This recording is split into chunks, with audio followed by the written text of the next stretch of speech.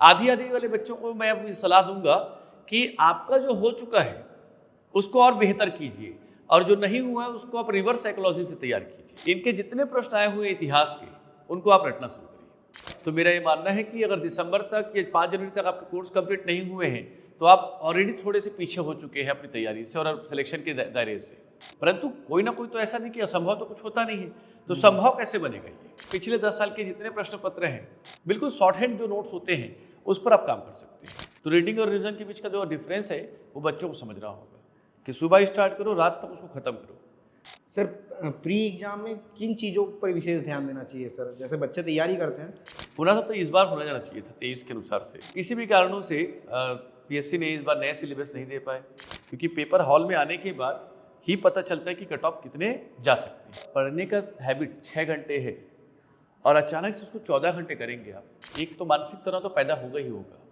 नई चीज़ें नहीं पढ़नी है, नया विचार पैदा नहीं करना, अपने नई टेक्निक अपने अंदर लानी नहीं है, जो है उसी को बेहतर करेंगे। सफलता के लिए क्या करेंगे बच्चों को? सफलता के लिए मेरा हमेशा एक फॉर्मूला है, dedication, determination, right direction. Chhattisgarh में सीजीपीएससी की परीक्षा को लगभग अब 1.5 महीने ही बचे हैं। बच्चे तैयारी भी कर रहे हैं जोरों शोरों से, लेकिन तैयारी को लेकर हम चर्चा करेंगे। सीजीपीएससी की आखिर कैसी तैयारी होती है, बच्चों को किस प्रकार से तैयारी करनी चाहिए, इतने कम समय में क्या रोड मैप होना चाहिए, किन किन विषयों पर ज़्यादा ध्यान देना चाहिए, उन सब बातों को करने के लिए हमारे साथ मुरली मनोहर साहब हैं। बहुत बहुत स्वागत है सर। नमस्कार सर, सीजीपीएससी की परीक्षा है, बच्चों की 1.5 महीने ही बचे हैं सर। इस दौरान इतने कम समय में बच्चों को क्या रोड मैप तैयार करना चाहिए सर? किस प्रकार से तैयारी करनी चाहिए कि ज़्यादा चीज़ें कवर हो पाएँ? देखिए, 9 फरवरी को जो आपके प्रीलिम्स के एग्ज़ाम होने वाले हैं, अभी तक आज की स्थिति में जितने भी बच्चे हैं उनमें 3 कैटेगरी के अब अलग अलग श्रेणियों के बच्चे आ गए हैं। एक ऐसे बच्चे होंगे जिनकी तैयारी पूरी तरीके से एक बार कम से कम अपने विषय को पूरी तरीके से पढ़ चुके होंगे। एक ऐसे बच्चे होंगे जिनकी अनुमानतः 60% से लेकर 70% के आसपास की तैयारी या एक बार उन्होंने पढ़ लिया होगा। और तीसरी कैटेगरी के वो बच्चे हैं जिन्होंने अभी तैयारी शायद शुरू करने वाले हैं या जिनके 50% से कम की तैयारी अभी तक हुई है। तो तीनों के लिए एक अगर हम देखें सिंगल फार्मूला, यूनिवर्सल फार्मूला ये एप्लीकेबल नहीं होगा। तो सर्वप्रथम उन बच्चों की बात करूंगा जिनकी तैयारी लगभग 80% के आसपास या 60% से ऊपर अच्छी खासी हो चुकी है। देखिए, उन बच्चों को क्या करना चाहिए कि 5 जनवरी के आसपास तक अपने पहले सिलेबस को किसी भी स्थिति में ख़त्म कर दें। सारे सिलेबस, सारे सब्जेक्ट, चाहे वो इकोनॉमिक सर्वे हो, चाहे आपका करंट अफेयर, चलो करंट अफेयर तो हम रुकेंगे, बट बाकी डेटा जो है, पॉलिसी प्रोग्राम है और बाकी इंडियन जीएस और सीजीएस के जो सब्जेक्ट्स हैं, तो 5 तारीख तक उसको पहले तो कंप्लीट करना होगा। और वो क्या करें कि हर एक सब्जेक्ट को एक दिन में कंप्लीट कराने की कोशिश करें 5 तारीख के बाद। अर्थात मान लीजिए मैं 9 सब्जेक्ट लेके चलता हूँ, मेजर रूप से 9 भाग में बांट के चलता हूँ, तो 6 तारीख से लेकर 14 तारीख तक एक बार रिविजन, 15 से लेकर 23 तक दूसरी बार रिविजन, 24 से लेकर 25 तक तीसरी बार रिविजन, और जैसे ही 29 हुआ, 25 से लेकर 29, जैसे वो 30 तारीख पहुँचे, वो बच्चे 30 से लेकर अगले 4 दिन तक जितने डेटा हैं, जितने फैक्ट्स हैं, जितने मिसलेनियस पॉइंट हैं जो बिल्कुल सलीखे से छुपे हुए होते हैं, जो दिखते नहीं हैं हमें, जैसे कुतुब मीनार की हाइट कितनी है, मतलब तथ्यात्मक रूप से देखा जाए तो ऐसे जो डेटा वाले तथ्य है उसे याद करना चाहिए। 2 या 3 तारीख के बाद निकलने के बाद वो बच्चे अगले 3 दिन में पूरे सब्जेक्ट को कवर करें 6 तारीख तक, और 7 तारीख को मैं फिर कहूँगा जितने डेटा है, जितने करेंट है उसको रिवाइज करें। 8 तारीख को बिल्कुल रिलैक्स होकर अपनी तैयारी को वहीं पर समापन करें और 9 तारीख को एक सर्वश्रेष्ठ रिजल्ट दें। ये हो गई कैटेगरी 1 की बात।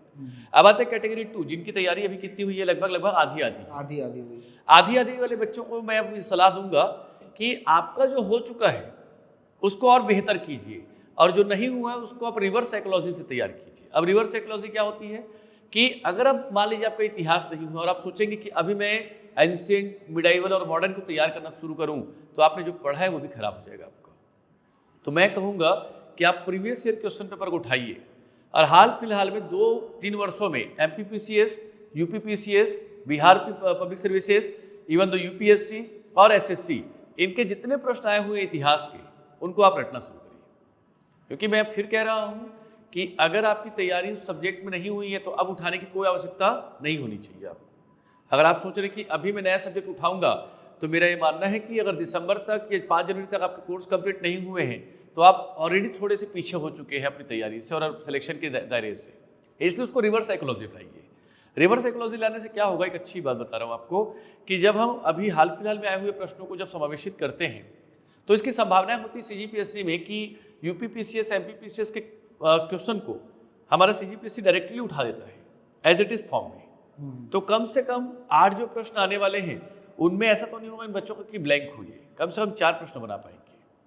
दूसरी बात, करेंट अफेयर बेहतर तरीके से करें जिनकी आधी तैयारी हुई है।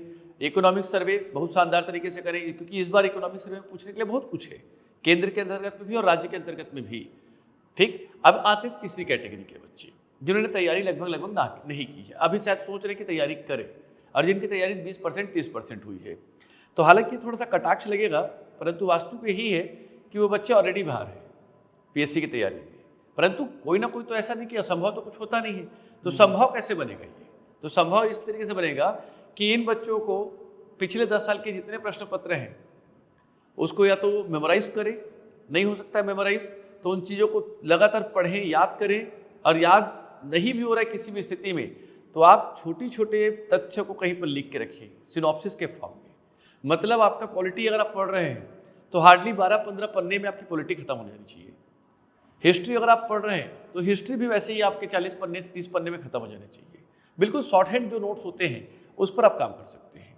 और आपके लिए बहुत आसान क्या होगा, जो बच्चे अभी तैयारी कर रहे हैं या जिनकी तैयारी किसी भी कारणों से नहीं हुई हो, ठीक है, कारण कई हो सकते हैं अपने अपने, तो एक काम कीजिए आप कि current affair both India and Chhattisgarh, economic survey both, miscellaneous point of Lucent, मैं एक लूसेंट एक बुक को मैं यहाँ पे लाना चाहूँगा इस पीसीएस के एग्जाम को लेकर, क्योंकि उनके पास कोई ऑप्शन नहीं बचा है।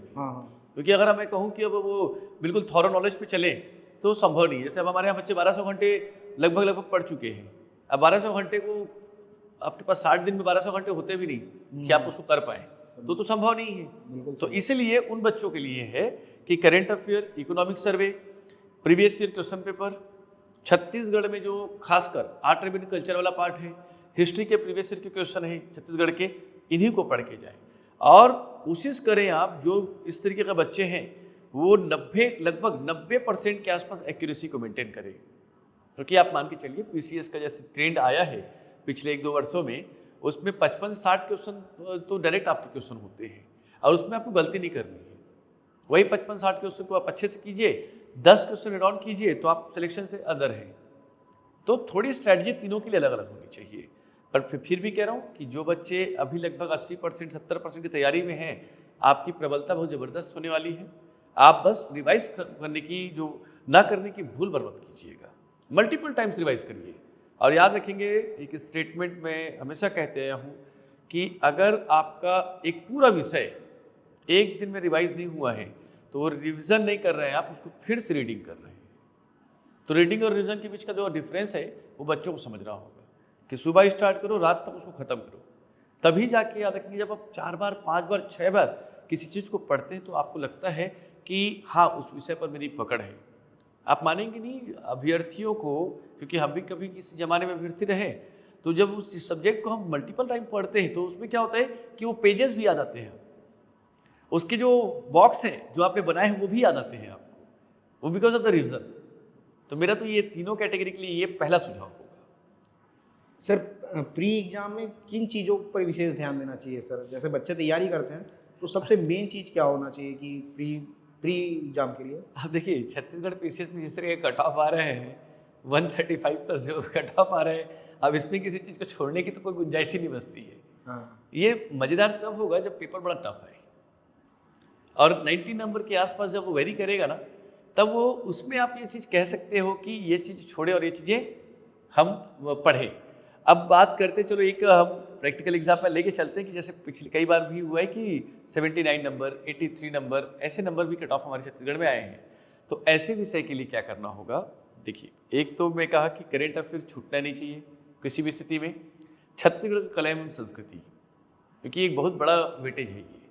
तीसरा है भारत का आधुनिक इतिहास, ठीक है। चौथे है आपके वर्तमान में जितने कॉन्फ्लिक्ट हुए हैं आपके संवैधानिक दृष्टिकोण से, चाहे अनुच्छेद 334 की बात हो, अनुच्छेद 356 की बात हो, 365 की बात हो, ठीक है, या अनुच्छेद 19 की बात हो, अनुच्छेद 44 की बात हो, ये जितने कंट्रोवर्शियल विषय वो आर्टिकल्स हैं, अमेंडमेंट्स हैं, जो पॉलिसीज हैं, उसको रटना चाहिए बच्चों को। पैटर्न की बात करें, पैटर्न की जब बात होती है, किस प्रकार के सवाल आते हैं सीजीपीएससी के प्री में, तो किस प्रकार के सवालों पे ज़्यादा ध्यान देना चाहिए बच्चों को? देखिए पैटर्न देखो पहली तो बात ये है कि पीएससी हर 5 साल में अपने आप को चेंज करता है, और 2012 के बाद 2017 के बाद ये 5 साल में 18 में चेंज हुआ। होना था तो इस बार होना जाना चाहिए था 23 के अनुसार से, क्योंकि 5 साल हो गए इस एग्ज़ाम को, परंतु किसी भी कारणों से पीएससी ने इस बार नया सिलेबस नहीं दे पाए, नए विचार नहीं रख पाए। परंतु ये तो है कि वो जो धर्रे पे चली आ रही जो परंपरा है कि 140 नंबर कट ऑफ जाना, 139 नंबर, 135 नंबर, मुझे लगता है कि सरकार या जो प्रशासन है, माफ़ी चाहूँगा, प्रशासन की बात करें, सीजीपीएससी जो है इस बार इस पर विचार करेगा। क्योंकि आप मेंस के रिजल्ट को देखिए 2023 के, आज 700 में क्लास 2 अफसर है बच्चे, पहले 760 नंबर कट ऑफ होता था, आज टॉपर जो है वो 710 नंबर ला रहे हैं। मतलब जैसे जिस तरीके से मेंस में परिवर्तन हुआ है, बिल्कुल ऐसा ही पैटर्न, ऐसा ही विचार मुझे लगता है प्रीलिम्स में भी आना चाहिए, और आएगा भी, ऐसी उम्मीद हमें कहीं ना कहीं दिख रही है। तो ऐसे पैटर्न अगर आएंगे तो स्वाभाविक सी बात है कट ऑफ जो है 90-100 के आसपास होगा। अगर पेपर टफ हुए तब की बात है, क्योंकि प्री डिटरमाइन करना बहुत मूर्खता की बात होगी, क्योंकि पेपर हॉल में आने के बाद ही पता चलता है कि कट ऑफ कितने जा सकते हैं। आप प्री डिटरमाइंड होकर चलेंगे तो मुझे लगता है वो तर्कसंगत विचार नहीं होगा। तो अगर पेपर टफ आते हैं तो मुझे लगता है कि छत्तीसगढ़ के सेक्शन में तो आपको भरपूर प्रयास करना होगा, क्योंकि छत्तीसगढ़ में कितना भी टफ करने की कोशिश करे, वो 35 क्वेश्चन को तो आपको आसान देके जाएगा। ये हर बार का रिकॉर्ड रहा है, चाहे कुछ भी हो जाए। हाँ, हो सकता है पॉल साइंस में अगर बात करें, पॉल साइंस में जो अमेंडमेंट्स हैं, फंडामेंटल राइट है, या मेकिंग ऑफ कॉन्स्टिट्यूशन है, या हिस्टोरिकल बैकग्राउंड है, ये तो कॉमन है, वो हर बार आने ही है। तो 3-4 प्रश्न यहाँ से मिल रहे हैं आपको। तो आप क्या कीजिए ना, ऐसे अगर प्रश्न आ रहे हैं, टफ आ रहे हैं, तो आप पहले उस प्रश्न पत्र को आप बार बार खंगालिए 2 से 3 बार, और उनमें से जो कुछ प्रश्न ऐसे होंगे जो बिल्कुल आपको स्ट्राइक करेंगे कि ये प्रश्न तो मेरे एकदम आसान है, मैंने पढ़ा है इसको, और उसको आप नलिफाइड करके निकालेंगे, तो आप मान के चलिए अगर पहले राउंड में अगर आप 40 क्वेश्चन निकाल लेते हैं टफ पेपर में, तो आप मान के चलिए लगभग 15 क्वेश्चन और सेकेंड फेज में आप कर लेंगे। अर्थात 55-60 क्वेश्चन तब बनाएंगे जब पेपर बहुत ज़बरदस्त टफ। सर, परीक्षा जैसे नज़दीक आती है बच्चों में तनाव बढ़ते जाता है सर, जैसे जैसे नज़दीक परीक्षा आती जाती है वैसे वैसे तनाव बढ़ता है, बच्चे पढ़ाई बहुत ज़्यादा करते रहते हैं, लगातार पढ़ाई में लग जाते हैं, और इससे तबीयत भी ख़राब हो जाता है। रात रात भर जब पढ़ाई होती है तबीयत भी ख़राब हो जाता है। तो कैसे नियम फॉलो करना चाहिए, क्या रोड मैप होना चाहिए? देखो मैं कह रहा हूँ, पराश्रम, परिक्रम और एक स्मार्ट स्टडी, दोनों के बीच में एक शब्द लाता हूँ। स्मार्ट स्टडी क्या है इसको बाद में समझाने की कोशिश करूँगा। देखो, अगर आपका पढ़ने का हैबिट 6 घंटे है और अचानक से उसको 14 घंटे करेंगे आप, तो देखिए इसमें 2 प्रकार के तनाव पैदा होंगे। एक तो मानसिक तनाव तो पैदा होगा ही होगा, दूसरा शारीरिक तनाव है। मैं आपके ही माध्यम से एक मेरा छात्र है, कल उसका देहांत हुआ, लाइब्रेरी में बैठा था वो छात्र, और उसको हृदयाघात जहाँ तक हुआ है, और हृदयाघात में वो बच्चा तुरंत हमारे इस दुनिया से अलविदा कह गया। अब इसके कई कारण होंगे, आप समझिए बात को। क्या है कि एकदम से आप नेचर के खिलाफ फटाक से चेंज मत कीजिए अपने आप को। मैं हमेशा कहता हूँ कि जीवन महत्वपूर्ण है, और जीवन के साथ साथ जो सबसे महत्वपूर्ण बात है, आपकी रूटीन जो है उसको एक धीरे धीरे आप परिवर्तित करिए। अभी नहीं कि दिसंबर आया तो आँख खुली और हम 14 घंटे पढ़ने शुरू किए, ये तर्कपूर्ण मैं तो मानता हूँ ये विचार अच्छा नहीं है। 8 घंटे की पढ़ाई कीजिए, प्रॉपर 6 घंटे आप आराम कीजिए। मैं 8 घंटे का भी सलाह नहीं देता, 6 घंटे इनफ है, क्योंकि तैयारी करने आए हैं आप, और जो रात्रिकालीन पढ़ने वाली जो अवस्था है, सबकी अपनी अपनी विचारधाराएँ होती है, बट मैं कहूँगा कि प्रातःकाल उठ के पढ़ें तो बहुत अच्छा होगा। क्या है, तनाव मुक्त होते हैं, दिन भर का थकान नहीं होता आपको, और दूसरी बात यह है कि कुछ नेचर भी आपको सकारात्मकता देती है। तो आप 6 घंटे आराम लीजिए, भोजन पर्याप्त कीजिए, और भोजन के साथ साथ आप लोगों से कम मिलिए। सबसे बड़ा तो अभी जो पॉइंट होगा, उस लोगों से कम मिलिए। अपने आप को 1.5 महीने लगभग बंद कर लीजिए। बंद करने का मतलब कि मिलना सबसे है, परंतु ज्ञान अभी किसी से नहीं लेना है, नई चीज़ें नहीं पढ़नी है, नया विचार पैदा नहीं करना अपने, नई टेक्निक अपने अंदर लानी नहीं है, जो है उसी को बेहतर करेंगे। क्योंकि क्या होता है, बच्चे अधिकतर तनाव में कब आते हैं? जब वो अपनी सराउंडिंग में बैठते हैं। सराउंडिंग में किसी ने कहा, मान लीजिए कि मैंने ये पढ़ लिया, उसने कहा वो पढ़ लिया। अभी बच्चा उस समय कुछ बोलता नहीं है, मगर घर जाके उसको क्या करता है, लगातार अपने ऊपर प्रेशर क्रिएट कराता है कि उसने ये पढ़ लिया, उसने ये पढ़ लिया। देखो, आपने क्या पढ़ा है वो इम्पोर्टेंट है, आप उसको इम्प्रोमाइज़ कीजिए। हो सकता है जो सामने वाले ने पढ़ा है वो आपने नहीं पढ़ा, मगर आपने जो पढ़ा है वो सामने वाले नहीं पढ़ा होगा। तो इसलिए अपनी स्ट्रैटेजी भी बताइए भी मत किसी को। और मैं बच्चों को भी दरख्वास्त करूंगा, जब अपने ग्रुप में बैठते हो आप, चाहे वो किसी लाइब्रेरी हो, अलग अलग जगहों पर, आप लोग जब भी बात करें तो आप पढ़ाई की बात मत करिएगा।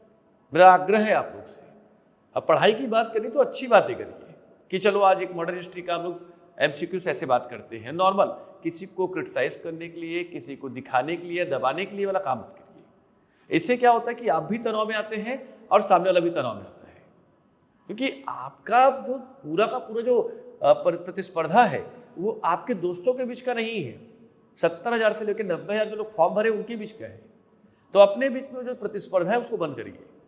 खासकर जब हम लोग देखते हैं लाइब्रेरी वगैरह में कभी जाना कभी होता है तो देखता हूँ कि वो प्रतिस्पर्धा है कि वो बैठा है तो मैं भी बैठा रहूँगा। उसको अपना करने दीजिए, आप अपना कीजिए, अपने मेंटर्स के साथ मिलते रहिए। हमेशा जब लगे कि थोड़ी तनाव की अवस्था हुई है तो दबा के मत रखिए। आपके गुरुजन होंगे जहाँ भी, जिस जगह पे कहीं भी वर्चुअल फॉर्म में हो, फिजिकल फॉर्म में, उनसे चर्चाएं कीजिए। माता पिता के साथ बैठिए या दोस्तों के साथ जब डिनर कर रहे हैं, लंच कर रहे हैं, तो पढ़ाई के अलावा कुछ इतर की बात कीजिए, जिससे थोड़ा बुद्धि है, आपका मन है वो चंचल है। उस चंचल मन को आप अचानक से कहेंगे कि बंद जा, संभव नहीं है। तो इसलिए थोड़ा इस चीज़ को ध्यान रखें कि अभी आप लोग जो आपने पढ़ा है उसको मान के चलिए कि मैं सर्वश्रेष्ठ हूँ और मैं पूरी तरीके से, अपने ऊपर विश्वास है मुझे कि मैं निकाल लूँगा। ये विचार रखिए। किसी को गिराने, दबाने या किसी को यहाँ से हटाने की जरूरत वाली विचारधारा मत रखिए, क्योंकि कल की जो घटना हुई है उसके बाद हम सब आहत हैं। क्योंकि एक यंग लड़का जब हमारे बीच से चले जाता है तो समझिए कि उसकी स्थिति क्या होती होगी। खैर चलिए।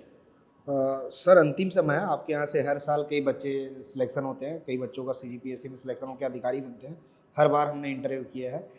सर, बच्चों के लिए अंतिम में सफलता का मूल मंत्र क्या कहेंगे सर? किस प्रकार से बच्चों को तैयारी करनी चाहिए? सफलता के लिए क्या कहेंगे बच्चों को? सफलता के लिए मेरा हमेशा एक फॉर्मूला है, डेडिकेशन, डिटर्मिनेशन, राइट डायरेक्शन। आप बिल्कुल निश्चिंत होकर आप आगे बढ़िए, छोड़ दीजिए आगे क्या हो, अपना सर्वश्रेष्ठ कीजिए। मैं आपको यकीनन कह रहा हूँ, आपने पढ़ाई शानदार की, आपने अपने आप को जूझा पूरी तरीके से UPSC CGPSC किसी भी एग्ज़ाम में, तो आपको यकीनन कह रहा हूँ कि आप सफल होंगे। और वो सफलता कहाँ किस जगह मिलेगी वो आपको पता भी नहीं चलेगा, क्योंकि आप समझिएगा रैंक 1 लाने वाले व्यक्ति को भी नहीं पता होता है कि वो रैंक 1 लाएगा। इसलिए बढ़िया रहिए, मस्त रहिए, जो चीज़ें अपने पढ़ी है उसको मल्टीपल रिवाइज कीजिए, डिटरमाइन कीजिए क्या छोड़ना है क्या पढ़ना है, नई चीज़ों को पढ़ने से बचिए और अपने गुरुओं के, माता पिता, अपने दोस्तों के बढ़िया संपर्क में रहिए और एकदम नॉर्मल तरीके से, एक मशीनरी पद्धति पे नहीं, एक मानव पद्धति पे अपनी तैयारी रखिए। आपको यकीनन कह रहा हूँ मैं, वो सफलताएँ मिलेंगी, क्योंकि मैंने अधिकतर टॉपर्स को देखा है, 16 घंटे पढ़ने वाले टॉपर्स नहीं देखे मैंने हमेशा 4, 6, 8 घंटे पढ़ने वाले टॉपर्स देखे हैं। इस बार भी जो 23 बच्चे जो निकले हैं मेरे पढ़ाए हुए, ठीक है, वो बच्चे कोई मशीनरी फॉर्म में नहीं थे, डेडिकेट थे। विनय है, त्रिलोक है, धनेश्वर है, ये तमाम बच्चे, चारुल गर्ग है, तमाम इतने बच्चे हैं, कंसिस्टेंसी मेंटेन की। तो हम मुरली सर से बातचीत कर रहे थे, मुरली मनोहर सर के यहाँ से हर साल कई बच्चे सिलेक्ट होते हैं CGPSC में। तो हमने पूरी बातचीत की, पूरी बातचीत कैसे लगी कमेंट करके आप ज़रूर बताइएगा। और आपके मन में और कोई सवाल हो CGPSC से रिलेटेड, यदि आप भी तैयारी कर रहे हो, आपको लगता है कि आपको कोई सवाल जानना है, तो आप कमेंट करके बता दीजिएगा। कोशिश करेंगे जब अगली बार बातचीत हो तो वो सवाल भी पूछ लिया जाए। ये पूरा वीडियो कैसा लगा ये भी कमेंट करके बता दीजिए।